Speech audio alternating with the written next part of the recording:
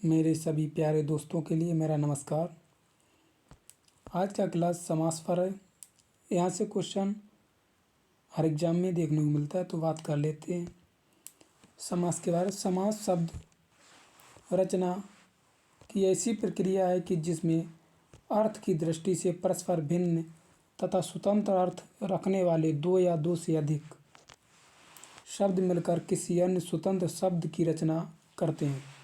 समास विग्रह की बात करते हैं। सामासिक शब्दों को विभक्ति सहित पृथक करके उनके संबंधों को स्पष्ट करने की प्रक्रिया है। समाज रचना से पूर्ण रूप से विपरीत प्रक्रिया है। संस्कृत में समासों का बहुत प्रयोग होता है। अन्य भारतीय भाषाओं में समास उपयोग होता है। समास के बारे में संस्कृत में एक सूक्ति प्रसिद्ध है।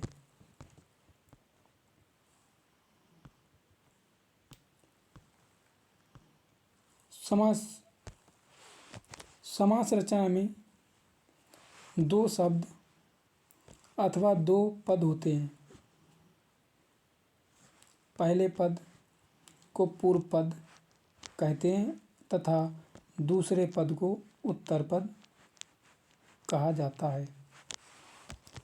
इन दोनों पदों के समास से जो नया संक्षिप्त शब्द बनता है उसे समस्त पद या सामासिक पद कहते हैं। ऐसे राष्ट्र जो है यह पूर्व पद हुआ है, पति या उत्तर पद हुआ है, तो यह हो गया है राष्ट्रपति। समास की निम्नलिखित विशेषताएं हैं, जैसे समास में दो या दो से अधिक पदों का मेल होता है। दो या दो से अधिक पदों का मेल होता है। समास में शब्द पास पास आकर नया शब्द बनाते हैं। पदों के बीच विभक्ति चिन्हों का लोप हो जाता है। समास से बने शब्द में कभी उत्तर पद प्रधान होता है तो कभी पूर्व पद प्रधान होता है। कभी कभी अन्य पद भी प्रधान हो जाता है। इसके अलावा कभी कभी दोनों पद प्रधान होते हैं। समास के कुल भेद जो होते हैं, तत्पुरुष समास, कर्मधारय समास और द्विगु समास, द्वंद्व समास, बहुव्रीहि समास, अव्ययीभाव समास। यह 6 प्रकार के समास होते हैं। बात कर लेते हैं तत्पुरुष समास पर। तत्पुरुष समास, इस समास में पूर्व पद गौण होता है तथा उत्तर पद प्रधान होता है। बात कर लेते हैं पूर्व पद मतलब जो राष्ट्र, जो आपने देखा है राष्ट्र, यह पूर्व पद और पति उत्तर पद। तो पति जो होगा वह प्रधान होगा, उसकी चलेगी यहाँ पर। मुखिया जो होगा वो अपना उत्तर पद होगा। समस्त पद बनाते समय पदों के विभक्ति चिन्हों का लुप्त किया जाता है। इस समास की 2 प्रकार से रचना होती है, जैसे संज्ञा और संज्ञा विशेषण। युद्ध का क्षेत्र, इसे कहते हैं युद्ध क्षेत्र। दान में वीर तो हो जाएगा दानवीर। बात करते हैं संज्ञा और क्रिया में। शरण में आगत शरणागत, स्वर्ग को गमन स्वर्ग गमन। यह 2 उदाहरण। कारक की दृष्टि से तत्पुरुष समास के निम्नलिखित 6 भेद हैं। तत्पुरुष समास के 6 भेद हैं, बात कर लेते हैं। जैसे कर्म तत्पुरुष समास, इसमें जो इसका चिन्ह होगा विभक्ति चिन्ह वो होगा को। कर्ता ने कर्म को कर्म करण से। इसके बाद जैसे सिद्धि प्राप्त, सिद्धि को प्राप्त। वैसे ही नगरगत, नगर को गत। बात कर लेते करण तत्पुरुष समास, तो इसका विभक्ति चिन्ह होगा से और के द्वारा, से और के द्वारा, से और के द्वारा। जैसे हस्त से लिखित, हाथों से लिखित, आज्ञा से। तुलसी रचित, तुलसी के द्वारा यानी द्वारा, द्वारा से और द्वारा पर चर्चा होगी करण तत्पुरुष समास पर। संप्रदान तत्पुरुष समास विभक्ति चिन्ह होगा के लिए, के लिए, के लिए। जैसे रसोई घर, रसोई के लिए क्या है, रसोई के लिए क्या है, घर। जेब खर्च, जेब के लिए क्या है, खर्च। जेब के लिए क्या है, के लिए और के लिए। तो यह हो जाएगा संप्रदान तत्पुरुष समास। वैसे ही अपादान तत्पुरुष समास, इसका विभक्ति चिन्ह होगा से, लेकिन से जो होगा यह अलग करने की बात करेगा, अलग करने का भाव होगा, अलग अलग अलग होने का भाव। जैसे पथ से भ्रष्ट, तो पथ से भ्रष्ट अलग हो गए। देश निकाला, देश से निकल गया मतलब अलग हो गया। पेड़ से पत्ता गिरा, तो पेड़ से पत्ता अलग हो गया। वैसे ही संबंध तत्पुरुष समास विभक्ति का चिन्ह होगा जो का, के और की। जैसे राजा पुत्र, राजा का पुत्र, संबंध स्थापित हो रहा है इसमें। किसका पुत्र है, राजा का। किसका पुत्र है, राजा का।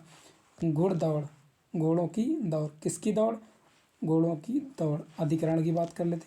विभक्ति चिन्ह में पर होगा, पर मतलब पर। जैसे आप बीती, आप पर बीती, आप पर बीती, आप पर बीती। विश्व प्रसिद्ध, विश्व में प्रसिद्ध में आ गया, पर आ गया, विश्व में प्रसिद्ध। आगे बात करें। यद्यपि तत्पुरुष समास में के अधिकांश विग्रहों में कोई विभक्ति चिन्ह अवश्य होता या आता है, परंतु तत्पुरुष समास के कुछ उदाहरण ऐसे भी हैं जिनके विग्रह में विभक्ति चिन्हों का प्रयोग नहीं किया जाता है। संस्कृत में इस भेद को नया तत्पुरुष समास कहा जाता है। जैसे समस्त पद, असभ्य, समस्त पद हो गया। समास का विग्रह जो होगा नासभ्य, मतलब कि असभ्य नासभ्य। ना आ जो आ रहा है ये ना में आ रहा है, इसकी जो गणना की जाएगी ना में, नहीं। आ नादी मतलब आ ना आ जाएगा, इसके आगे आ जाएगा, फिर आदि, ना आदि। जैसे अनंत, तो इसका अंत नहीं है, नहीं, ना का भाव हो रहा, नहीं का। असंभव, ना संभव, इसका जो भाव हो रहा है असंभव का। ऐसे कर्मधारी समास, इस समास में पूर्व पद तथा उत्तर पद के मध्य में विशेषण यानी कि इसकी विशेषता, विशेषण विशेष का संबंध होता है। जैसे पूर्व पद गौण होगा तथा उत्तर पद प्रधान होगा। बात कर लेते हैं इसके उदाहरण पर। तो जैसे चंद्रमुख, तो चंद्र जैसा मुख। बात हो रही है तुलना की, तुलना कर रहे किनके जैसा मुख है, चंद्र की तरह, चंद्र की तरह, चंद्र की तरह, चंद्र की तरह। मुख किसकी तरह है, चंद्र की तरह। कमल नयन, तो किनकी तरह नयन है, कमल के समान, बिल्कुल कमल के समान, कमल के समान। देहलता, देह रूपी लता, किनकी तरह, देह रूपी लता। महादेव, महादेव, महान है देव। वैसे नील और कमल, नील कमल। पीतांबर, पीला है अंबर। ऐसे द्विगु समास की बात कर ले। यह कर्मधारी समास, कर्मधारी समास का उपभेद होता है। इस समास का पूर्व पद संख्यावाची, मतलब की बात कर लेते हैं, संख्यावाची वाचक या वाची विशेषण होता है तथा समस्त पद किसी समूह की बोध होता है। जैसे नौ मतलब नौ, कितने ग्रह, नौ, नौ ग्रह। त्रिलोक, तीन लोगों का समाहार। नवरात्र, नवरात्रियों का समूह। अठन्नी, आठ आनों की समूह। दोपहर, दो पहरों का समाहार। चौमासा, चार मासों का समूह। शताब्दी, 100 अब्दों और वर्षों का समूह। तीन लोकों का स्वर, त्र्यंबकेश्वर। ऐसे द्वंद्व, द्वंद्व मतलब लड़ाई। इस बात कर लेते। इस समास के दोनों पद प्रधान होते हैं तथा विग्रह करने का योजक या समुच्चय बोधक शब्दों का प्रयोग होता है। जैसे माता और पिता, द्वंद्व हो रहा है इनमें। भाई और बहनों में द्वंद्व, राजा और रानी, दुख और सुख, दिन और रात, राजा और प्रजा।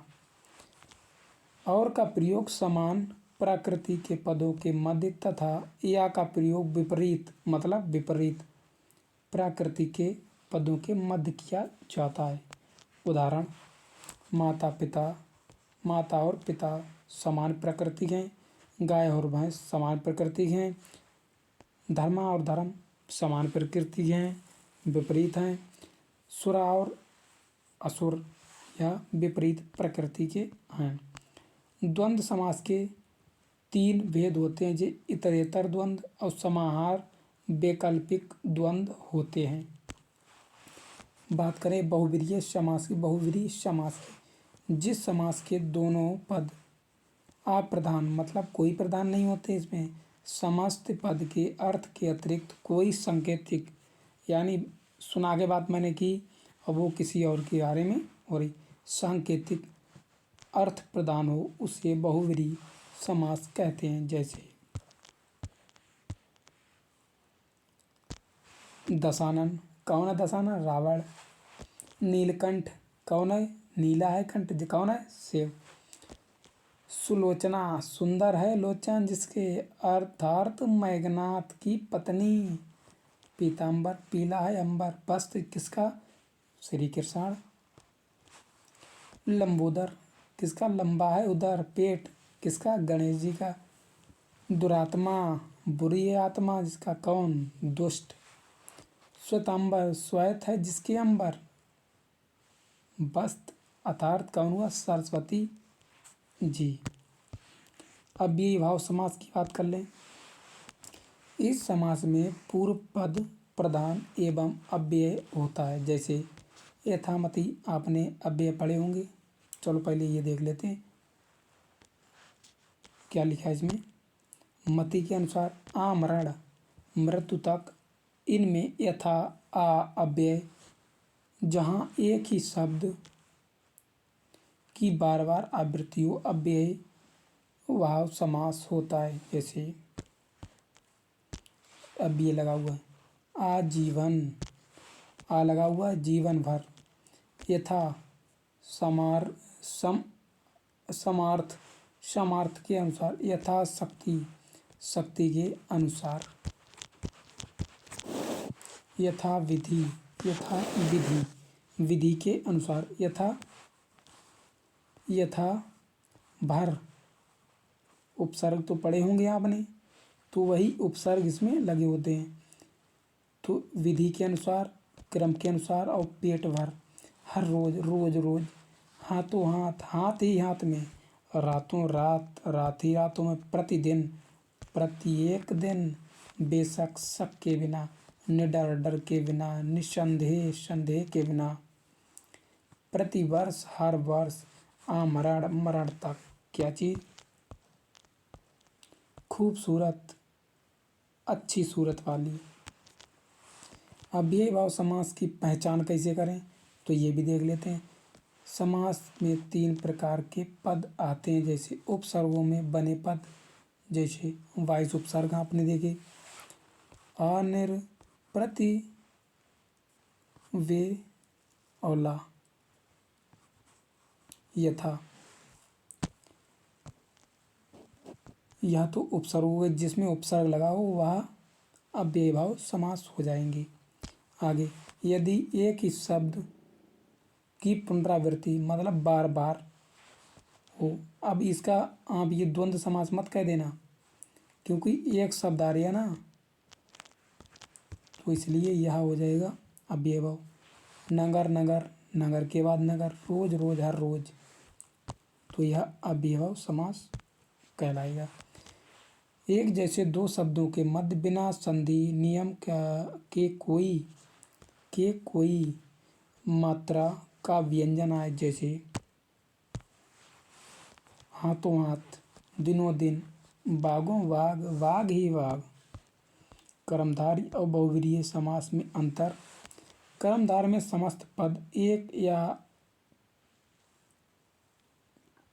समस्त पद का एक पद दूसरे का विशेषण होता है। समझ लेना इसमें इसमें शब्दार्थ प्रधान होता है। जैसे नीलकंठ, नीला है कंठ। बहुव्रीहि समास में समस्त पद के दोनों पदों में विशेषण और विशेष का संबंध नहीं होता है, अपितु यह समस्त पद ही किसी अन्य संज्ञा का विशेषण होता है। इसके बाद में और इसके साथ ही शब्दार्थ गौण होता है और कोई भिन्नार्थ ही प्रदान हो जाता है। जैसे नीलकंठ, नीला है कंठ, जिसका अर्थात शिव। तो दोस्तों आज के लिए इतना ही, मिलते हैं अगले वीडियो में। नमस्कार दोस्तों।